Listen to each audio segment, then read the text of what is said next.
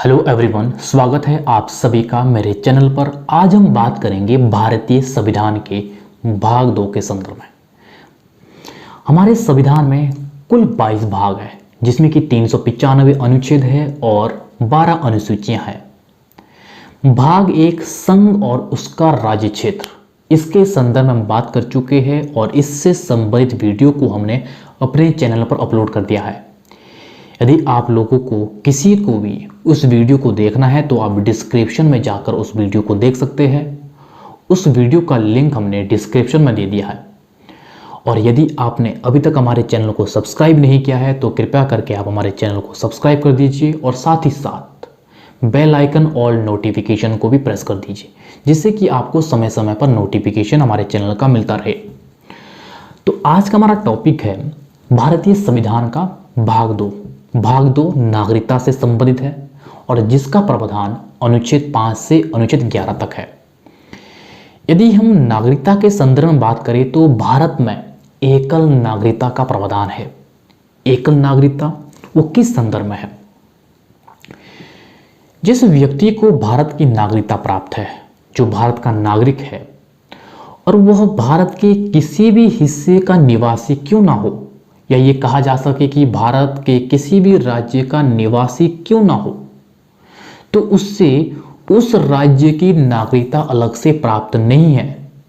उसे केवल तो केवल एक प्रकार की नागरिकता प्राप्त है, वो है केंद्रीय संदर्भ में राष्ट्रीय नागरिकता। और यदि हम अमेरिका में देखते हैं तो अमेरिका में दोहरी नागरिकता का प्रावधान है। ये किस संदर्भ में है? जो व्यक्ति अमेरिका का नागरिक है, जिसे अमेरिका की नागरिकता प्राप्त है और वह अमेरिका के किसी भी राज्य का निवासी क्यों ना हो, उससे उस राज्य की नागरिकता भी प्राप्त है और साथ ही साथ उसे केंद्रीय संदर्भ में राष्ट्रीय नागरिकता भी प्राप्त है। तो इस तरह से अमेरिका में ये दोहरी नागरिकता का प्रावधान है, लेकिन भारत में एकल नागरिकता का प्रावधान है। तो आज के टॉपिक पर हम आ जाते हैं। आज का टॉपिक है नागरिकता भाग 2 और जिसका प्रावधान अनुच्छेद 5 से अनुच्छेद 11 तक है।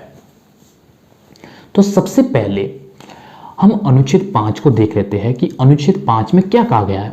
अनुच्छेद 5 संविधान के प्रारंभ पर नागरिकता, यह है इसका टाइटल अनुच्छेद 5 का। संविधान के प्रारंभ पर यह किस संदर्भ में बात की जा रही है? जब हमारा संविधान पूर्ण रूप से लागू हुआ 26 जनवरी 1950, उस संदर्भ की बात की जा रही है। इस अनुच्छेद में आगे कहा गया है कि संविधान के प्रारंभ से प्रत्येक व्यक्ति जो भारत के राज्य क्षेत्र का अधिवासी हो, और इसमें आगे 3 बातें कही गई है, जिसमें कि सबसे पहले जो भारत के राज्य क्षेत्र में जन्मा हो, या उसके माता या पिता इनमें से किसी का जन्म भारत में हुआ हो, या संविधान के प्रारंभ होने से पहले कम से कम उसने 5 वर्ष तक भारत राज्य क्षेत्र में बिताए हो, यानी कि वो कम से कम 5 वर्ष भारत के राज्य क्षेत्र का निवासी रहा हो, तो वह भारत का नागरिक होगा। एक बार अनुच्छेद 5 को फिर से समझ लेते थोड़ा सरल शब्दों में। अनुच्छेद 5 से यह प्रतीत होता है कि कौन व्यक्ति भारत का नागरिक होगा, जिसमें कि 3 बातें कही गई है, जिसमें कि सबसे पहले उसका जन्म भारत में हुआ हो, दूसरी बात, या उसके माता या पिता का जन्म इनमें से किसी एक का, माता या पिता का भारत में हुआ हो, या तीसरी बात, संविधान के प्रारंभ होने से पहले कम से कम 5 वर्ष तक भारत के किसी राज्य क्षेत्र का निवासी रहा हो, वो भारत का नागरिक होगा। तो इस तरह से अनुच्छेद 5 में यह प्रावधान है। अनुच्छेद 6 में यह कहा गया है कि पाकिस्तान से भारत की ओर प्रव्रजन करने वाले व्यक्तियों को नागरिकता के अधिकार, यानी कि जो व्यक्ति पाकिस्तान से भारत की ओर प्रवास करता है, उसके नागरिकता के अधिकार के बारे में बताया गया है। किस प्रकार से उसे भारत की नागरिकता प्राप्त होगी, इसके संदर्भ में बताया गया अनुच्छेद 6 में। अनुच्छेद 6 में इसमें आगे कहा गया है कि अनुच्छेद 5 की किसी बात के होते हुए भी यदि कोई व्यक्ति पाकिस्तान के राज्य क्षेत्र में निवास कर रहा हो और वह भारत को प्रव्रजन करना चाहता है तो वह भारत का नागरिक माना जाएगा। यानी कि इसमें साफ साफ ये कहा गया है कि अनुच्छेद 5 के किसी बात के होते हुए यदि कोई व्यक्ति पाकिस्तान में निवास कर रहा है और वो भारत में प्रवास करता है तो उसे भारत का नागरिक माना जाएगा। इसको थोड़ा और स्पष्ट करते हुए इसमें दो बातें आगे कही गई है, जिसमें कि सबसे पहले ये कहा गया है कि उसका जन्म भारत में हुआ हो या उसके माता या पिता में से किसी का जन्म भारत में हुआ हो या फिर पितामह, पितामही, मातामह, मातामही इनमें से किसी का जन्म भारत में हुआ हो तो उस व्यक्ति को भारत का नागरिक माना जाएगा। और अगली बात इसमें कही गई है कि 19 जुलाई 1948 यदि इससे पहले पाकिस्तान से भारत की ओर प्रव्रजन किया जाता है तो उस व्यक्ति को स्वतः ही भारत का नागरिक माना जाएगा। और यदि 19 जुलाई 1948 के बाद प्रव्रजन किया जाता है भारत की ओर पाकिस्तान से तो उसे स्वतः ही भारत का नागरिक नहीं माना जाएगा। इसमें शर्त होगी, उसे अप्लाई करना पड़ेगा, उसे आवेदन करना पड़ेगा नागरिकता के लिए, उसे रजिस्ट्रेशन करना पड़ेगा नागरिकता के लिए। और इसमें भी एक शर्त और है, उसे रजिस्ट्रेशन से पहले कम से कम भारत राज्य क्षेत्र में 6 माह होने चाहिए रहते हुए, उसके बाद वो अप्लाई कर सकता है नागरिकता के लिए। जो यहाँ पे तारीख आई है 19 जुलाई 1948, ये क्यों आई है? ये इसलिए आई है, उस समय ये निर्धारित किया गया कि पाकिस्तान से भारत आने वाले व्यक्ति, इसके लिए एक तरह से स्लैब बनाया जाए जिससे कि ये तय हो कि जो इस तारीख से पहले आए उसके लिए क्या कंडीशन होगी, जो इस तारीख के बाद आए उसके लिए क्या कंडीशन होगी नागरिकता के लिए। तो इस तरह से ये 19 जुलाई 1948 ये तय किया गया कि इससे पहले और इसके बाद जो आएगा उसके लिए क्या क्या प्रावधान हो गए। तो इस तरह से ये अनुच्छेद 6 में ये प्रावधान है कि पाकिस्तान से भारत आने वाले व्यक्ति किस तरह से इन्हें भारत की नागरिकता प्राप्त होगी। और अब देख लेते हैं अनुच्छेद 7। अनुच्छेद 7 का ये टाइटल है पाकिस्तान को प्रव्रजन करने वाले व्यक्तियों को नागरिकता के अधिकार। यानी कि भारत से पाकिस्तान को प्रवास करने वाले व्यक्ति को नागरिकता के क्या अधिकार होंगे, किस संदर्भ में इन्हें नागरिकता का प्रावधान होगा, ये बताया गया है अनुच्छेद 7 में। अनुच्छेद 7 में आगे ये कहा गया है कि अनुच्छेद 5, अनुच्छेद 6 इनमें से किसी एक बात के होते हुए भी यदि कोई व्यक्ति 1 मार्च 1947 इसके पश्चात यदि कोई व्यक्ति भारत से पाकिस्तान की ओर प्रव्रजन करता है तो उसे भारत का नागरिक नहीं माना जाएगा। यानी कि यहाँ पे साफ साफ स्पष्ट कर दिया है कि अनुच्छेद 5, अनुच्छेद 6, अनुच्छेद 5 में क्या कहा गया है? अनुच्छेद 5 में एक तरह से टर्म्स एंड कंडीशन है कि कौन भारत का नागरिक होगा। अनुच्छेद 6 में कि पाकिस्तान से भारत जो व्यक्ति आया यदि वो व्यक्ति वापस जाना चाहे पाकिस्तान, उसके संदर्भ में बताया गया है कि अनुच्छेद 5, अनुच्छेद 6 इन दोनों के किसी बात के होते हुए भी यदि कोई व्यक्ति 1 मार्च 1947 के पश्चात भारत से पाकिस्तान जाना चाहे तो उसे भारत का नागरिक नहीं माना जाएगा। ये तारीख यहां क्यों आई 1 मार्च 1947? ये तारीख इसलिए आई क्योंकि 1 मार्च 1947 तक ये स्पष्ट हो गया था कि भारत का विभाजन होना है। इसीलिए ये निर्धारित किया गया कि 1 मार्च 1947 के पश्चात जो व्यक्ति भारत से पाकिस्तान जाएगा उसे भारत का नागरिक नहीं माना जाएगा। तो इस तरह से अनुच्छेद 7 से ये स्पष्ट होता है कि जो व्यक्ति भारत से पाकिस्तान गया उसको किस संदर्भ में नागरिकता के अधिकार है? अनुच्छेद 8 में ये कहा गया है कि भारत से बाहर रहने वाले भारतीय उद्भव के कुछ व्यक्ति उनकी नागरिकता के अधिकार इसके संदर्भ में कहा गया है। यानी कि भारतीय उद्भव के वह व्यक्ति जो भारत से बाहर रहते हो उनके नागरिकता के अधिकार के बारे में बताया गया है।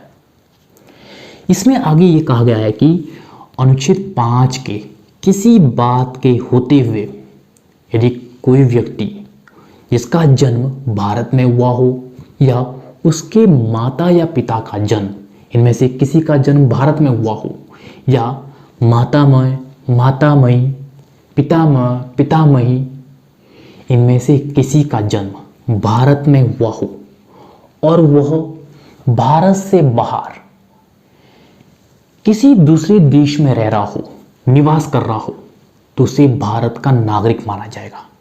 यानी कि अनुच्छेद 8 में यह कहा गया है कि अनुच्छेद 5 के होते हुए, यानी कि जो अनुच्छेद 5 में यह कहा गया है कि भारत का नागरिक कौन होगा, उनमें से किसी बात के होते हुए भी यदि कोई व्यक्ति जिसका जन्म भारत में हुआ हो या उसके माता या पिता का में से किसी एक का जन्म भारत में हुआ हो या उसके दादा या दादी का जन्म भारत में हुआ हो और वर्तमान में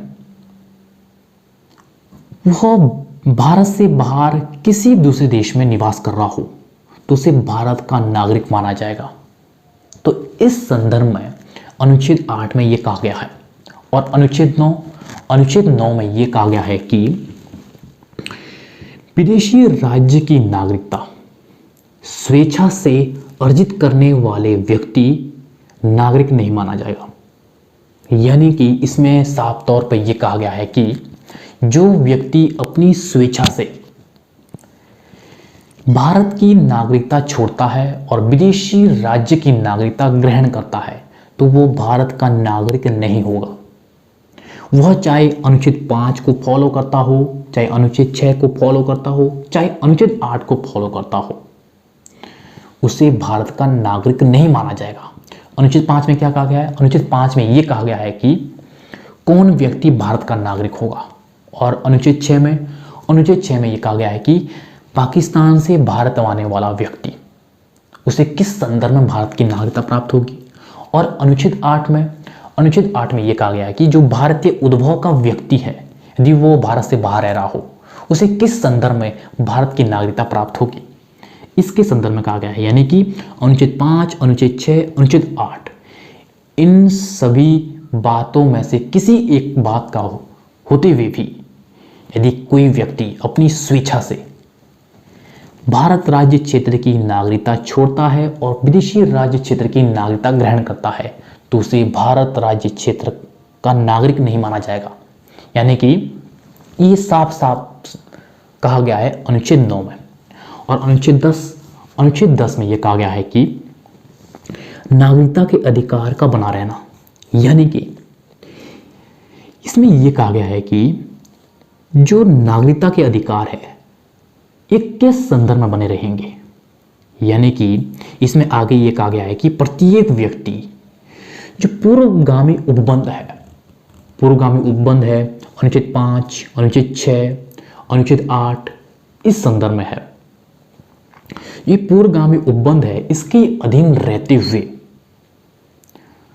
और संसद द्वारा बनाई गई नागरिकता से संबंधित विधि उसके अधीन रहते हुए लोगों को नागरिकता के अधिकार बने रहेंगे।